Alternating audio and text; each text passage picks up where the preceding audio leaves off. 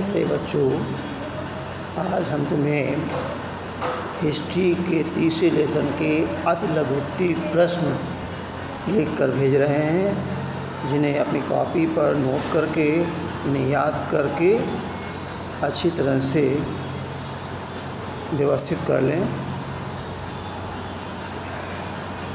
पहला प्रश्न है, वैश्वीकरण के मुख्य तत्व क्या हैं? वैश्वीकरण के मुख्य तत्व हैं आर्थिक व्यवस्था या मुद्रा का लेन देन, सामाजिक और राजनीतिक संयोजन। ये आपके मुख्य तत्व हैं। अर्थात वस्तुओं और सेवाओं का आदान विश्व स्तर पर आदान प्रदान करना भी एक मुख्य तत्व है। सिल्क मार्ग से कौन से देश भाग या जुड़े हुए हैं? सिल्क मार्ग से दक्षिणी एशिया, यूरोप के पश्चिमी देश जुड़े हुए हैं।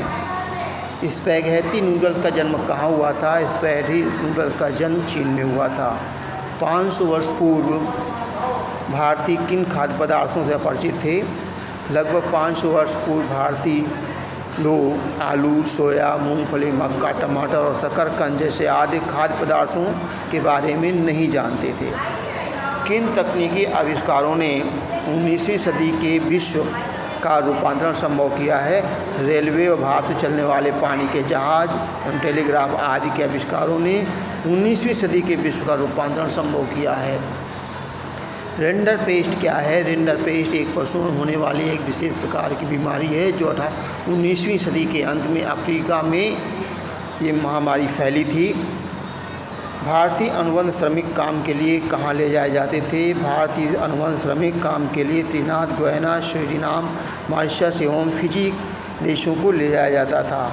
होशे क्या है? होशे एक प्रकार का मेला या महोत्सव है जो त्रिनिदाद देश में मुहर्रम के रूप में ये मनाया जाता था और इसमें सभी धर्मों और नस्लों के लोग इसमें शामिल होते थे।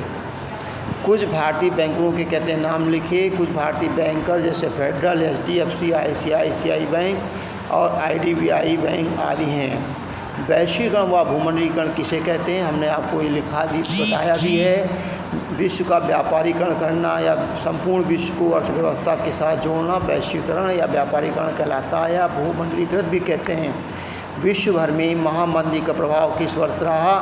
वर्ष 1930 में विश्व भर में महामंदी का प्रभाव रहा। कौन से देश एक वर्ग को केंद्रीय शक्तियाँ कहा जाता है? Germany, Austria, Hungary, Ottoman Turkey को केंद्रीय शक्तियाँ कहा जाता है। वैश्वीकरण की विशेषताएं क्या हैं? वैश्वीकरण की प्रमुख विशेषता ये है कि विश्व के देशों के बीच तालमेल और वस्तुओं सेवाओं का आदान प्रदान आदि ये आपके वैश्वीकरण की विशेषताएं हैं। समूह 77 का गठन का मुख्य उद्देश्य क्या है? विकासशील देशों की अर्थव्यवस्था को मजबूत करना या गरीब देशों की मदद करना है। विनिमय किसे कहते हैं? वस्तुओं सेवाओं का आपसी लेन देन व आदान प्रदान करना विनिमय कहलाता है। ये आपको प्रश्न हम लिख करके भेज रहे हैं और याद करके अपनी कॉपी पर नोट कर लीजिएगा।